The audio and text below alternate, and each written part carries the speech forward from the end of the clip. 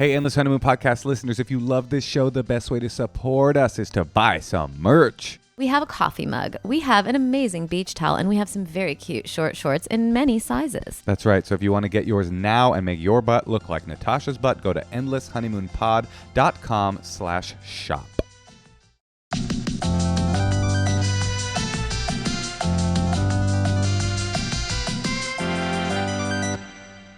Welcome to the Endless Honeymoon Podcast. I might be a little loopy today, Tosh.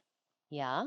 So luckily, we didn't have to come up with an intro today because we got a bunch of fan mail about last week's episode. Yes. Should we read some of it? Yeah. Okay.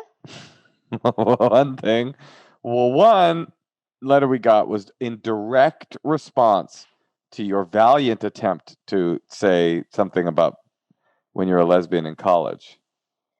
Oh, yeah. Did they figure out what I was talking about? Well, let's find out. They said, Natasha, the saying you mentioned on this episode 127 about not being gay if you haven't experimented in college is very untrue.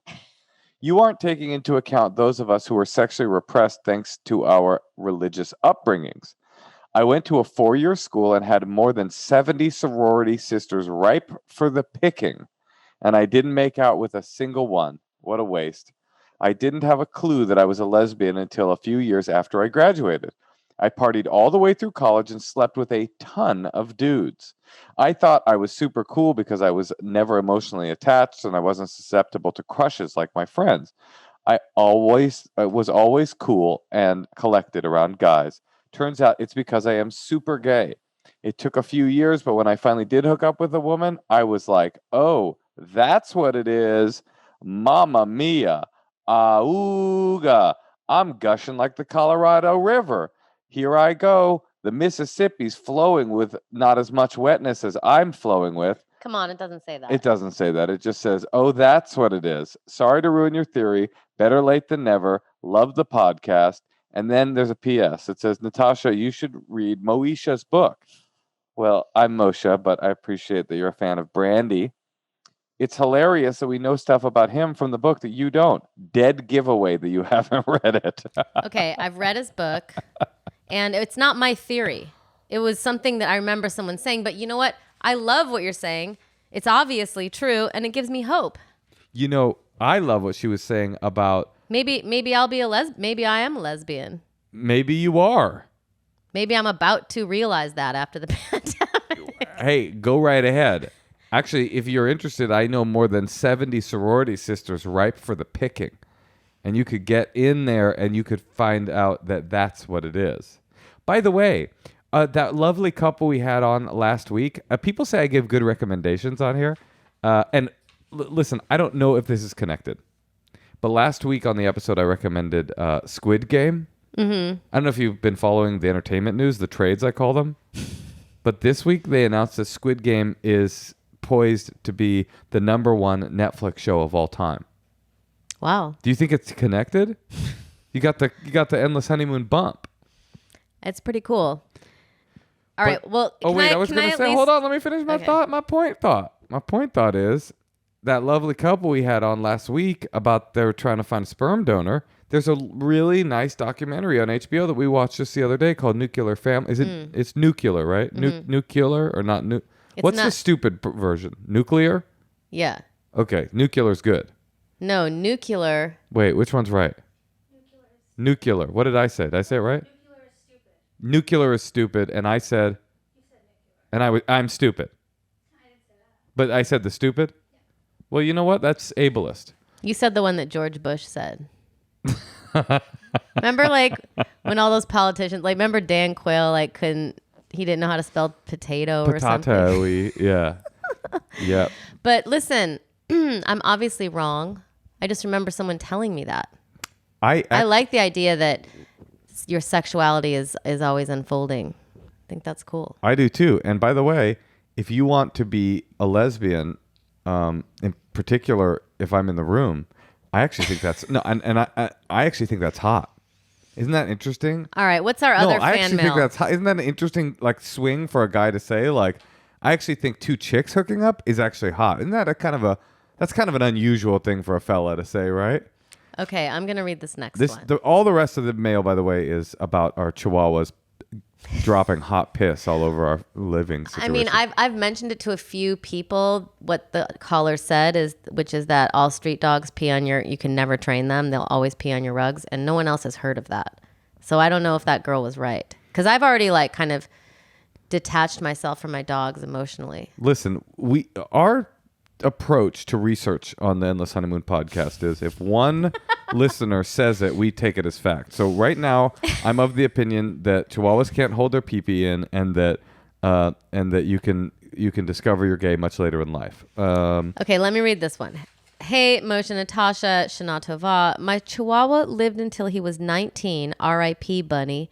The last few years were tough. He was medically healthy, but a very old man in a tiny dog's body. Oh, that's what Cutie is. A lot of sleeping in the sun and needing to pee every 2 hours or so. Oh, that's like Cutie. Except at night, when he could hold it for about 6 hours, although we resorted to diapers sometimes. Let me stop you right there.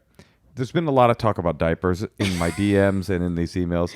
Let me just say, and in from me and Natasha, I'd rather live with piss. I'd rather my life smell like a hot load of pee-pee than be petting something wearing diapers. Okay, well, what if we just put diapers on Pablo? Why? Well, he's the one who has the penis, and he's doing the spray across like bedspreads and furniture. Like it's like a rainbow spray that he likes to. First of all, Pablo is medically healthy, but he has a very big man's dick in a tiny dog's body. Okay, well, let's listen to what else she says. Okay, so they have resorted to diapers sometimes. The big move was having him pee like he did when he was trained on newspaper for a treat. Honey Nut Cheerios usually did the trick. Wait, you'd put a Honey Nut Cheerio on a newspaper and he would piss on it? No, you pulled it up for them. And I bet Cutie would love that because she wants to get back to the stage. You have to recognize, she goes on to say, you have to recognize this is a losing battle, which is both heartbreaking and ridiculous at the same time. You basically have an 85-year-old who's hanging around because they love you, and eventually their lack of quality of life will make the decision for you. In the meantime, give them treats, smooches, and belly rubs, and realize they're peeing on that rug in order to stick around just a little bit longer for you.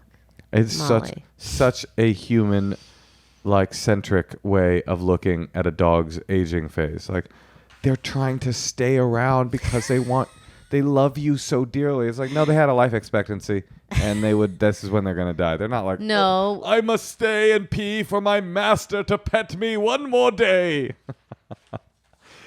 Shall I read the next one? Do you have some thoughts? I was just thinking we are keeping our dog alive with medicine. We're keeping her alive. She's not sticking around to love us. Right. We're making her stick around against her will because we love her. She would have been dead by now, right? Without medicine? 100%. And I wouldn't have been addicted to hydrocodone if she hadn't gotten that prescription. So is she kind of like on like a heroin bliss feeling, do you think? Well, she takes a controlled substance. And I got to tell you, because I do the one for you, one for me plan with her medicine, and that shit is delicioso.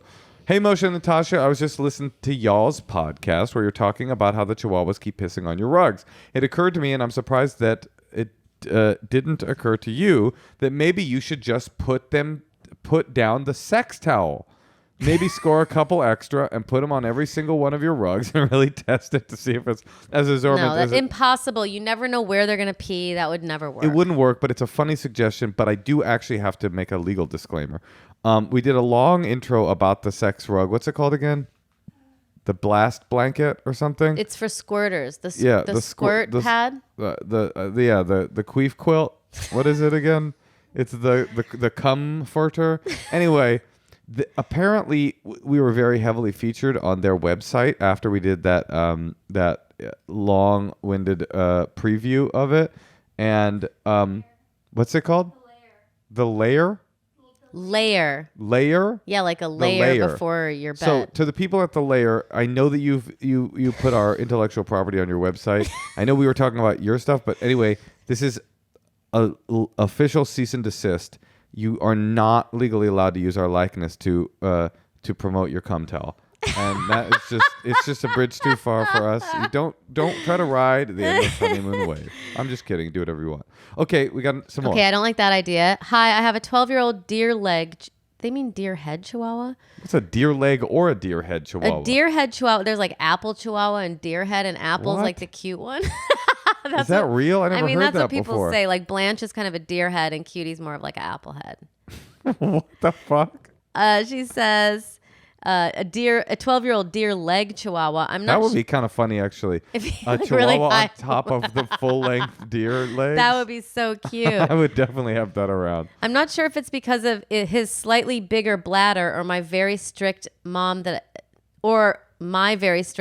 had him as a puppy, but he is house trained. So I don't think you can write off that breed and their tiny bladders altogether. Although compared to larger dogs, he does seem to kind of enjoy rebelling. For example, he refused to learn the word sit, but he does understand what beach and treat mean. Also, Beach? What, is that a command? Is that when you're in the sea and you go beach and it comes and turns upside down on the sand? I want to teach our dog beach. Yeah, beach cutie, and then she just goes to Maui. Well, she's stopped sitting, but she used to be good at it. Here's another one. Hey guys, just listening to your show about the dogs peeing. I had 2 wiener dogs, similar to chihuahuas in that they have tiny peanut brains and small bladders. For 10 years, they peed all over our house, all over our rugs, everything. Penny passed away, and our other dog, Trout, immediately stopped peeing in the house. Immediately. Interesting. Our little weenies never liked each other and walked around with contempt towards each other for their entire lives. I believe they peed on things to one-up each other. Hence, whenever you bring a new item into the house, they all clamor to pee on it. When you only have one little jerk dog, they don't feel the need to pee on things and mark it as their territory. That is fascinating. We have to kill one of the dogs. Wait, that's so true that... Well, Pablo is doing that. Remember, It's not I told all you, Pablo. but he did. As soon as I brought You're a man-hater, and that's your problem. I brought a tennis racket into the house for the first time, Mm-hmm. and when I went to pick it up, there was a puddle of piss around it. How do you know it was Pablo? Because it was sprayed, Yeah? and a little old lady has to squat. So she you can't know it was spray. from a penis. Yes. How do you know it was Pablo? I don't want you playing tennis with those hot instructors. Okay, there's some more. Okay, hey guys, just listen to your show about the dogs peeing. Oh, I already heard that one. Hello, Mrs. Ligero and Mr. Casher. Chihuahuas are notorious for pissing and shitting indoors. This is because humans humanize dogs. Chihuahuas are never trained properly because people treat them like babies. Don't be mean or nice about training them to pee outside. Be matter of fact. Make it clear that they go outside with your body language. Remember, dogs don't speak English. I mean, Big fan, Tyler. Wait, yes, they do. they don't speak English. They know beach. They know sit. Yeah, they know beach.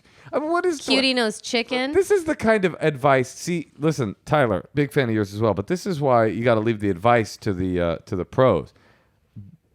Make it clear they go outside with your body language. What body language does that look? What does you go outside body language look like? Oh, Tyler. Well, I do feel like I'm not doing what he's saying. I'm like getting mad at them That's every true. time. I'm like, no, outside, go outside, go outside. Don't do that. You're like, yeah, you're the reason that I didn't get the kind of love I wanted when I was young. But it's so frustrating when you take dogs outside. They don't pee, and then they come inside and pee on a rug. Right. All right, one more letter. Okay. Hey, Tosh and Moshe, wanted to offer my 2 cents about your problem with your dogs pissing everywhere, though it might be pointless because Moshe already said he would never do what I'm about to suggest. The problem is not that your dogs aren't well behaved or that they're dumb. It's that they're old AF. So you're young AF. That's a signal that you're young AF. You say AF, I'm talking to a youngster. And incontinent. I put down my dog of 16 years last March. He was a perfect angel his whole life and never peed inside ever. Well, the last year of his life, he would piss inside several times a week simply because he didn't have control of his bladder anymore. It got to the point where we had to put doggy diapers on him. I'm sure there are many different kinds, but we got the reusable ones that you can throw in the washing machine. The downside of these is that if you don't change them out immediately, your dog will just reek of piss everywhere they go, and you have to do a whole laundry cycle just for the one item. But I much preferred that versus the stress of grabbing my dog mid-pee and running to the patio or bathroom and scrubbing stains out of the carpet all the time. Anyway, consider this option. It's so ridiculous, but these are the things we do for our furry companions. Hope you guys figure it out. I think it's better to live in the smell of piss than to have to pet something wearing a diaper. There's a reason I stopped talking to my grandma when she became incontinent.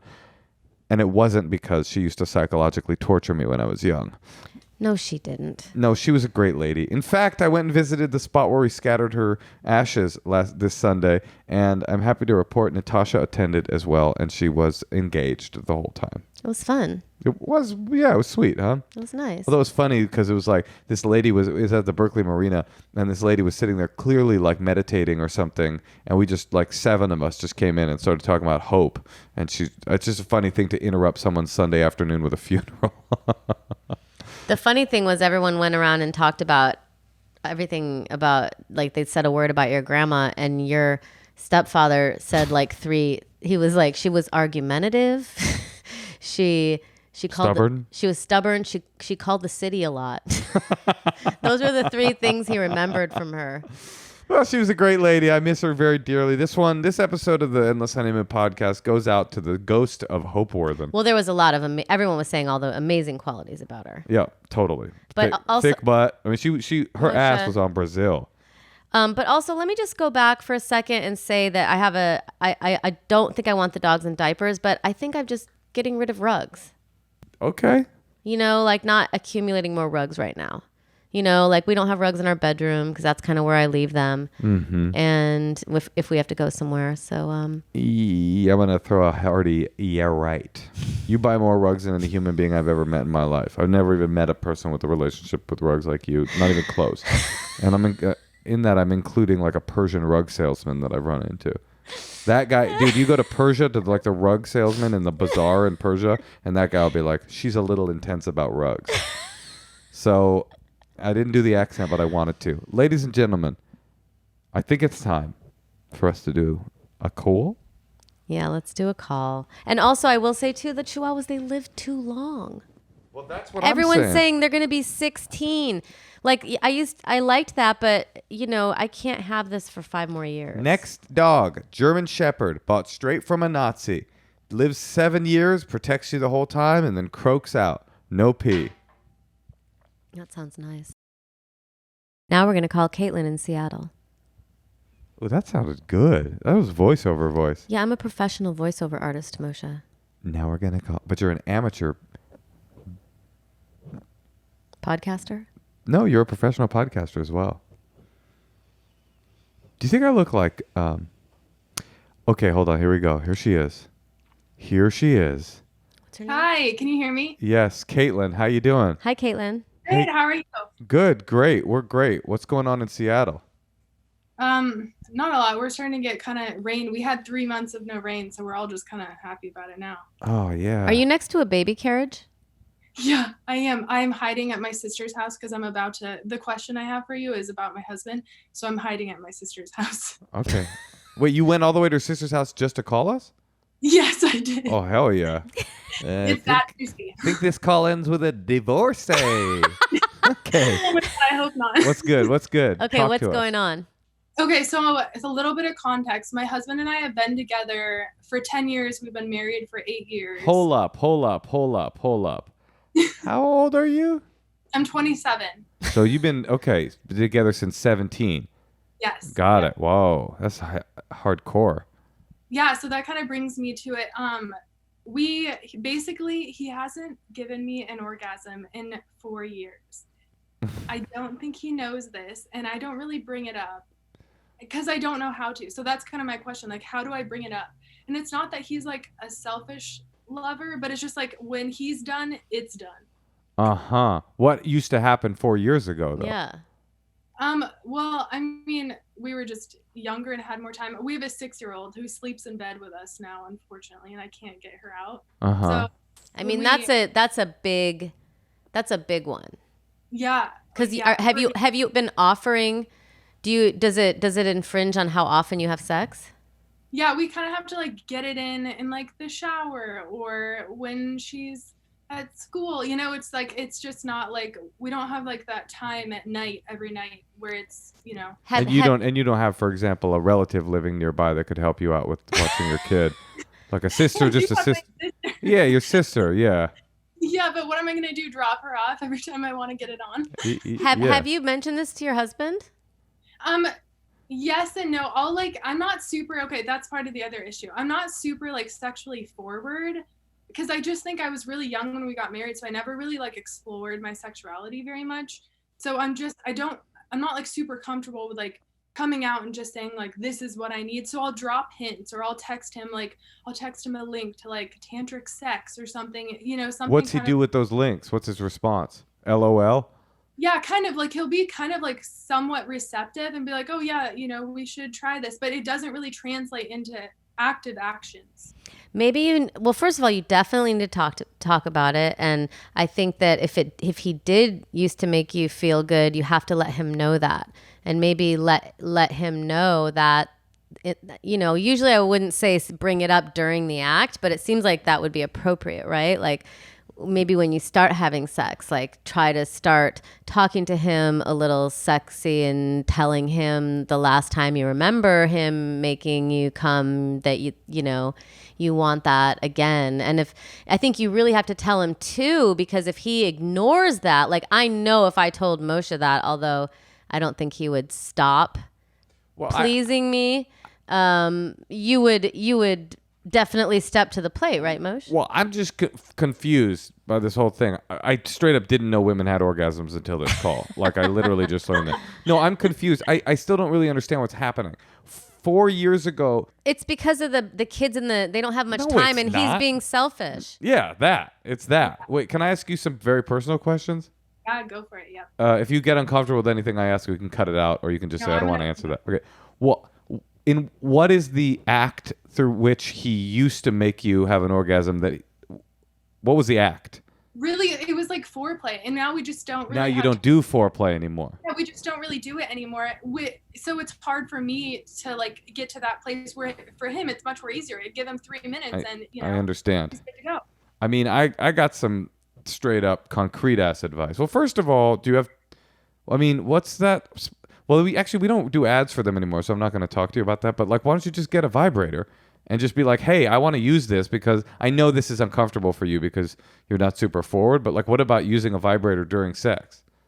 I'm totally open to it. I just don't know how to bring it up. Like, I'm interested in trying new things, and I do want to kind of explore my sexuality with him because I didn't really have like a whole lot of time to do that. You have to tell him what you just said. You have to say that. You have to sit him down maybe and you don't want him to turn it into too big of a deal that like it scares him or something where he's going to be like, whoa, what's going on with her, But like, you've got to like let him know this, I think, because if he's closed off, it's a really good indication that you're not going to be, it's, I don't know. I don't even think he is closed off. I think you hit the nail on the head. He is becoming lazy because you're allowing him to. Mm-hmm. You've allowed an unacceptable situation to become acceptable.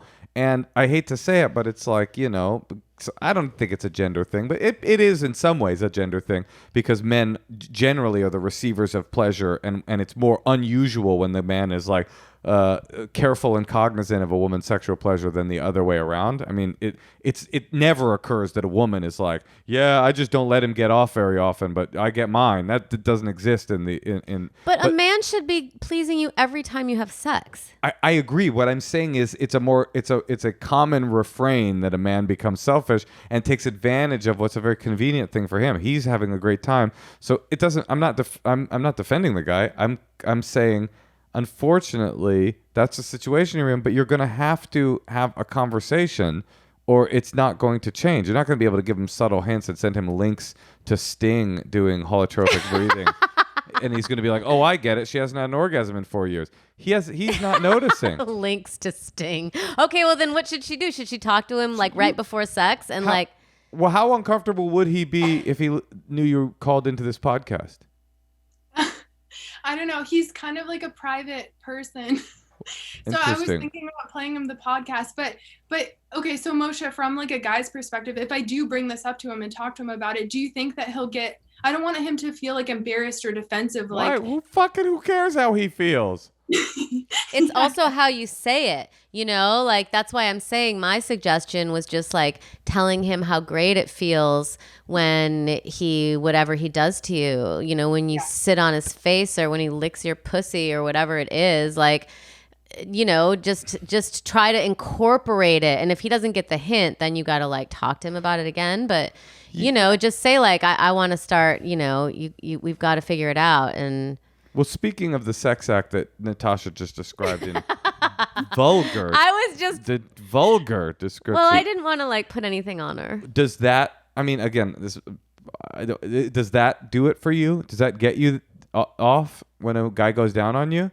Yes, but he hasn't done that since we were like dating. Okay, what? So if that, first of all, that ain't cool. That's not cool. I think it's because I told him at the You're time. Right. Whatever you're about to say is right. It's not his fault. It's your fault. Well, I told him I didn't like it because I was so young. I was like really uncomfortable with it, and now that I'm comfortable with my body, and so we just haven't gone back to that place, and I don't know how to like. I'm just not super forward. Here's the thing. Here's what I think should happen. Do you guys have like an anniversary coming up or anything? Yeah, we do. We're going to San Francisco for our anniversary. Actually. Okay, so at this anniversary, at dinner, I think you need to talk to him and you need to say like how grateful you are that you guys were able to meet so young, because that's like so few people get that. Yeah. To like have your partner be like basically the only person you've been with, and you guys just like know each other so well, and you look at each other and you see each other in each other's eyes, and every reference point you have from adulthood is from this relationship. You know, it's very special, but you have to let him know. In addition, like you know, for example, I used to not like you to go down on me. Now I really like it, you know, and I want to be able to like spend that time with you and grow with you. Like I think us growing together is really, you know, and I think just emphasizing it that way, and then he's not going to feel embarrassed. I've come up with the solution. First of all, there's no need for you to tell him you haven't had an orgasm with him in 4 years. Right? There's no need to tell him that, because what you can tell him is what's true. Is I really want to start having sex where we make sure I have an orgasm before you every time. Don't put the thing where I'm at a deficit of 4 years. More say what I'd like to do is to make sure, but not even saying it like that. Here's the real plan. You're going to San Francisco, the city that fucks, right? So you go to whatever you do in San Francisco, and then take a little field trip. Surprise, because you got the perfect excuse to do it without it being weird. Surprise, we're going to a place called Good Vibrations. It's a famous feminist sex shop in San Francisco. All right, It's called Good Vibrations. Like, I'm sure you have one in Seattle, but now you wouldn't want to go there in Seattle because it would be like weird. Like, wait, why are we here? But it's like a part of the weird trip that you're taking. You're going like, we're going here. Get a little vibrator or whatever, and use that vibrator as not just sexually, as a launch to the conversation. So that night, he's going to be like, wow, we went shopping for sex toys. Cool. Buy him a thing too. Maybe he wants some anal beads, whatever he wants. And then you say, yeah, I'm really, whatever Natasha said, I love you so much, blah, blah, blah. And in terms of this sex and sexuality, like, I really want us to start making sure, because I know we've been like, had the kid and we haven't been able to focus, but I'm just deciding, like, I really want us to focus on making sure I have an orgasm every single time we have sex before you have an orgasm. And he'll be like, oh, challenge accepted. And then tell him. And I realized, I told you when I was young, I don't like guys going down on me. I really do. And then turn the vibrator on, straddle the old boy's chin, and then start your new sex life. That's what I think. Also, your daughter's 6. Like, you probably have to start weaning her out of your room. Oh, hell yeah. Oh gosh, you're telling me. I know. It's. I mean, I don't know what the thought on that is. Do you have a place to put her? Does she have? Yes. No, she's got a foster room. care. I know. Literally, there are some nights I consider it. No, we've tried bribing her. We've tried threatening her. Like, we've tried it all. I think.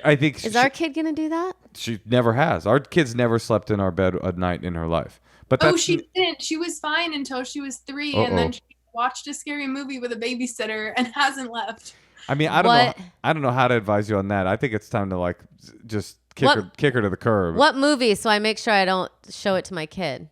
It. The clown movie. Why would you? I know. What the fuck is wrong with you? The babysitter showed her It? Yeah, she said that she thought she was sleeping, but apparently not, because now my daughter knows. Wait, the babysitter showed her It? Yeah. Yeah, but then she said it was only the first couple minutes, but we just went to the Halloween store and she saw like the costume of It and she flipped out. So it's clearly not over it. That is crazy. You have to get your daughter weaned off it. You cannot let her sleep in your bed anymore. It's gonna get weird. But okay, and wait. Don't use that babysitter again. Do you think this is my suggestion. All that stuff I said, what I'm saying really is use the anniversary trip because that's what anniversaries are. They're like let's remember. Use the anniversary trip as a like sideways way into having this conversation. So it seems like a organic conversation. It doesn't seem like we need to have a come to Jesus about our, which I assume you believe in because you got married so young, about our sex life. It's more like it's our anniversary. Do you think you can have that conversation and go to Good Vibrations on your trip to San Francisco? Can you do it? Oh yeah, for sure. Yeah. Yeah, I think that'll kind of help because it kind of gives you like an excuse. Yeah. Yes. Love that. Did you like any of that advice? Yeah, no, I think that's great advice. Yeah, and no, that clears everything up for me. I'm excited for this. One last thing, if you're having trouble getting off, is you put on some of my stand-up. I heard a lot of women find that really gets them going. Right, Tosh? Yes, honey. Don't we play it a lot when we're together? Mm-hmm. And it's usually my idea, but I think Natasha really likes it. Yeah, you just run your sets while she gets off. All right, Caitlin, well, good luck. And I really am looking forward to you getting off. Absolutely. I mean, you have to talk about it. You deserve it. You absolutely deserve it. And he doesn't, here's the other thing. Do all the communicative tricks we suggested, but don't think about his needs. His needs are getting met. It's so crazy that his needs have been getting met exclusively for the last 4 years, and you're still worried about whether or not his needs will get met in the conversation about your needs getting met. I know. Does that say something about the relationship? No, it probably says something about women's the role in patriarchy, society. Honestly. Yeah, I mean, honestly, it does. That you can get into a rut, but the rut, how come the rut never includes the man not having an orgasm in 4 years? It never does. So you're in the rut, pop out of the rut, and he'll be happy because guys, even when they're selfish, they want their partner to have orgasms. One more thing. When you listen back and figure out what you're going to say, also add to it that you want to know if there's anything he might be into or if there is anything to please let you know because you're really interested and, you just want to be very, you can just say like, just, I'm very open. So you can come to me with that. Okay, I was reacting to what you were saying because I didn't want Caitlin to make this about his needs at all. But I hear what you're saying. You're saying the conversation will be not only the declaration that you need to start getting off during sex, but also that you guys want to open up a bit as a sexual entity, or at least if she just lets him know. It's just good that he, it's just good communication. What is 10 years you've been together? Yeah. Yeah, you can call it phase 10. It's when your sex life went into phase 10. Yeah. Okay. Good luck. Okay, good luck, Caitlin. Thank you guys so much. Appreciate it. Thank you. All right, get that 6-year-old out of your bed. Okay. Take care now. Yeah, they're all kids down here. Yep. Okay. No Pennywise pound foolish. Wait, Moshe, that is so fucked up. What if someone shows our kid a scary movie and then they sleep with us? Here's what's gonna happen for us. Because don't forget, we're the cruel people that won't put diapers on our chihuahuas. She'll come into the bed with us one night. We'll be like, "Aw." The next night she'll be wanting to sleep with us, and we'll be like, "No, it ain't like that." What happens if she says, "But what about it?" I'll say, "I'll come sleep with you in your bed for about 5 minutes," and Pennywise will be scared away by old Papa. Is Pennywise from It? Yeah, he's the clown from It. And very scary. A very scary creature. I don't want anyone babysitting my kid that's what they're watching just for fun. I know. It's so fun. I thought she was asleep. Well, why were you watching it in the first place? Even if she's asleep, it's bad. Because it could go into her like little subconscious ears. I thought she was asleep. That's why I put on the hardcore gagging porn. It's like you don't just immediately go to like the most adult stuff you've got because the kid goes to sleep. We're going to call Daniel in Toronto. Him. Hey, guys. Daniel. Hi, Daniel. Hey. What's happening? Nothing much. How's Wow, Toronto? So bizarre. Is it weird? Is it weird to be this close to us and yet so very far away? It is. Like, you guys have kind of gotten me through this pandemic. Aww. In a weird way, like, genuinely, thank you. This whole 2 years has been like a total shit show. And, your podcast is like something that I like, it pops up on my phone and it's like an hour of happiness. Oh, that's so sweet. Look at us, Tosh. Look at what we're doing. Thank you. That's very heartwarming. And genuinely means a lot to us. So thank you very much. Thank you. How can we help or can we help? So this 2 years has been interesting. And I kind of relate to you guys because you have a kid similarly aged to my kid, 3 years old. And from what I've gleaned from your talking, you have one kid. I also have one kid. And I do a lot of like, should I have another kid? Is like this world really, like, I don't know. Friends always message me like, oh, we're having another kid. And, normally you're supposed to be like, congratulations or whatever, and I'm like, are you kidding me? Like, what are you doing? So what are your thoughts on like adding another child to this like total shit show we're in right now? Like, am I too negative? No, not even close. I mean, I'm way ahead of you. Don't you feel like having kids in this era is like this weird combination of like the deepest joy you've ever felt in your life and also this terror when you think of them looking like Kevin Costner in Waterworld like 40 years from now, like trumping through the like wasteland that was the world, and they're like trying to extract water out of a like kava root, and just thinking, why did my mom and dad bring me into this world? Do you want another kid? I mean, look, I have a brother and a sister. I love having siblings myself, but like it's like Waterworld. It's totally like, do you have a partner? I do. I have a husband. He's wonderful. Does he want another kid? He's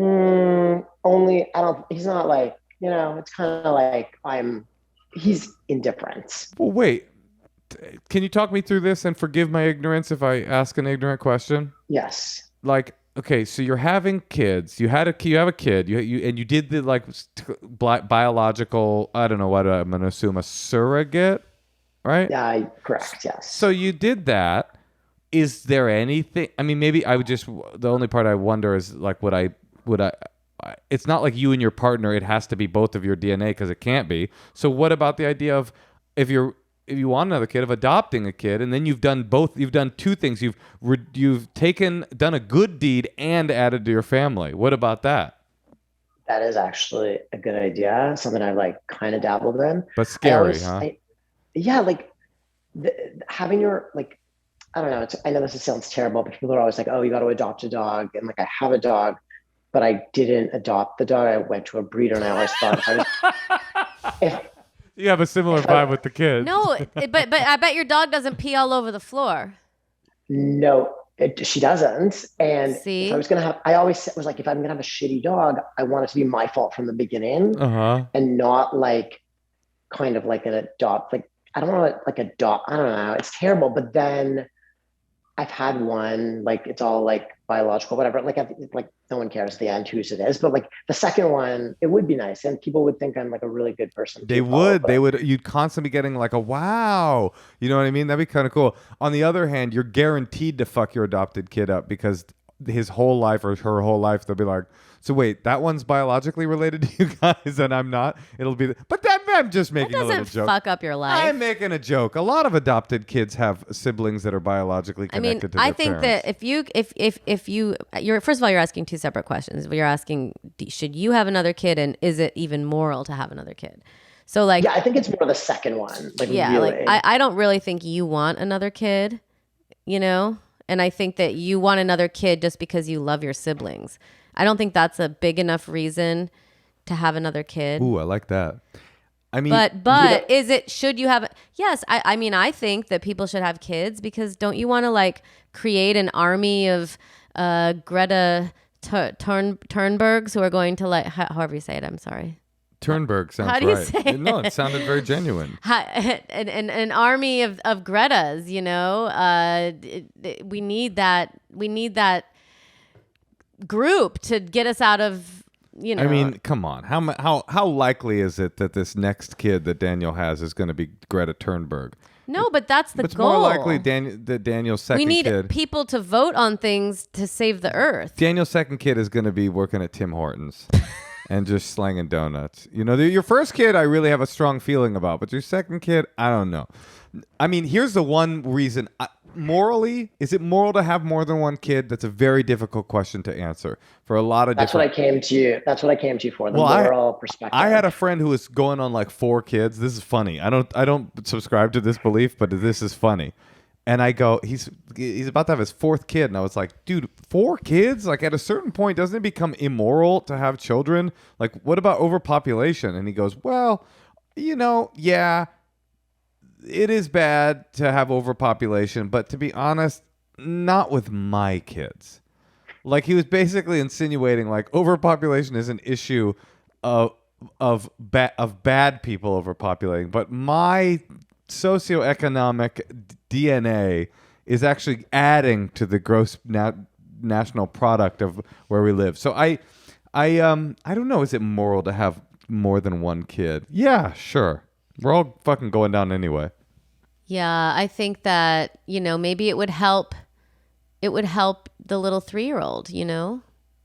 But here's a bigger issue. It's good to have an army in the apocalypse. That's true. And you'll have people to take care of you. The more kids you have, the more likely one of them is going to be rich and take care of you when you get old. But here's the real issue is as Natasha always says, it's a quote that she made up and wrote herself. 1 is an accessory, 2 is a lifestyle. And there's a part of me that's sad that we're not going to have another kid because I grew up with a sibling. But there's another part of me that's like so into our tiny little unit. Like we're so nimble and able to move. And at any given point, we can like go somewhere. We can afford the plane ticket. We can go to the restaurant. It's not a big affair. Like my friends with like 4 kids, like going to a restaurant is like actually bringing a culture to the restaurant. And then the restaurant has to like bend to their will. With us, everything's nimble. So is it moral to have more than one kid? Some would say it's not moral to have one kid. Yeah, I can tell you're in America because you're talking about going to restaurants right now. And I have not been inside a restaurant in 2 years. Is Canada still fully locked down? No restaurants? No, I don't know. Maybe I'm just crazy. We're not locked down. Like you could go in right now, but like I'm still also like I'm nervous. Like I've turned into like I never thought I'd like. Look, I love my kid, but like had we had a pandemic, I don't think I would have had one kid after that. Like, right. It's scary times. Scary times. That's such a good point, actually. I wonder if the amount of children will go down because it's like we've all lived through like what seems like the hellest hell of children having. I told you everyone's depressed, Moshe. I've never doubted it. You were denying that you were depressed. Daniel, I think that the question whether or not it's moral to have another child, of course it is yes, you can have another child. Whether you should have had one child in the first place, that's a whole other question. But really, in reality, we're all going down. I mean, aren't you going to have a kid and try to like instill in it, the best of what you learned? And I think we're all smarter now, and we're having kids a little older when we're a little more developed, and like. I don't know. No, I mean, sure. They could still grow up to be Jeffrey Dahmer, I guess. But, hopefully you'll make people who are not bigoted and, who see who want to fight for the earth and who make conscious choices. I don't know. Maybe that's naive. I say adopt. If you're wrestling with the quandary whether or not it's moral to have another child, it couldn't be more moral to adopt a child that is in need of love. And then you get your 2 for 1. You get your sibling, you get your sibling for your kid, you get another kid, you get no moral problems at all. You could even try to offset their carbon footprint, Orphanages create a lot of coal. Did you know that? No. All right. Well, I feel bad. Like I've listened to your podcast for like a year and a half, and like I didn't mean to bring down it's a bit of a downer. But I do like the adoption. I like that idea. I don't think you want another kid, but I think that I was open to adopting. No, like a 6-year-old would be nice. Like not like a 2. Like I don't want to change diapers. I know, but I think adopting a child, I'm sure that a 6-year-old, that's something that would require a lot of attention and energy. I would think from both you and your partner. So no, it wouldn't. I don't know. It just feels like. That's a lot to introduce to the kid. I mean, I think of myself doing that right now, and I'm like, I don't know if I have the energy to be able to do that. So do you think you could right now, Moshe? Adopt a 6-year-old? Mm-hmm. I would probably, if I was going to adopt, I think I would adopt a little ass baby because I'm so neurotic about whether or not something's going to be wrong. And I feel bad saying that, but I'm just like, it's true. I'd be like neurotic. Like, oh, am I going to get some kind of like, Lithuanian murder child, if I get like a 9-year-old and he's gonna be like sharpening a butcher knife when I come into the kitchen with the lights out or whatever, and he'd be like, you know what I mean? He'd be like, I learned how to work on diesel engine in Lithuania. That would be a good horror movie. I should write that. And then I have him come, but to kill you.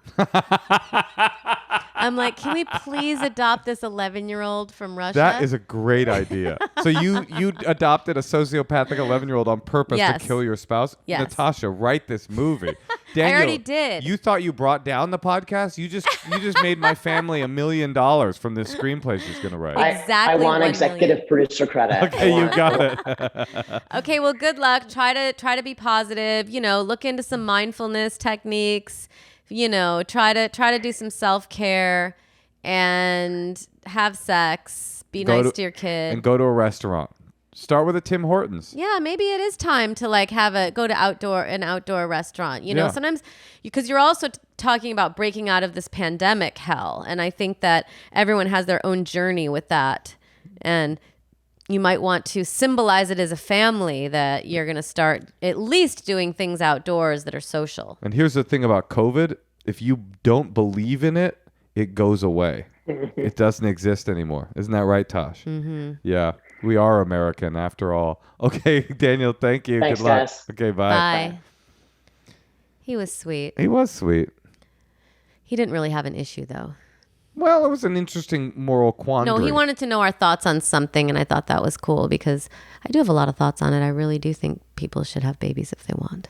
I do really think that 2 is the max anyone should have. Really? Yeah, straight up. At a certain point, I think it starts becoming immoral. What? You're just bringing more carbon. You're saying if someone has 3 kids, who some of your friends do, it's immoral. I don't think it's immoral. I think that the more kids you have, the less moral of a choice it becomes. Like, at a certain point, like, if you see somebody with 10 kids, you're like, what the fuck are you doing? Like, why? Do you think 10 kids is like, that sounds like a cool choice? What if you're instilling in them amazing qualities and they're becoming great people and who are helping the world? Thinks that they're instilling great qualities in their kids. No, they don't. They do. I'm sure there's some who know they don't. Have you ever watched 16 and Pregnant? Okay, but most parents think they're instilling. I'm just saying, like, what the great man theory doesn't start from one family. You're not just like, I'm going to keep having kids because hopefully I'll get an Einstein. It's like most likely your kid will just be like a big, shitty, carbon-eating moron. I don't know. I just think everybody should do it, do whatever they want. Well, yeah, I'm not advocating that we suspend the ability to have more than 2 kids. I'm just saying... in China, the one child policy, but you can pay to have more. Is that right? Who do you pay? The government? Yeah, there's like a fee. Oh, interesting. Or like a fine. So this is what I was talking about with my friend that was like, they're not talking about my kids. It's basically like rich people will always be able to do what they want. But do you really think they should cap on... So you don't think... I don't think there should be a cap. I just don't think that there should be... that you should feel the need for 17 of your progeny to come into the world because your I know nut what you mean. is so golden. But I know, but people do like 3 kids.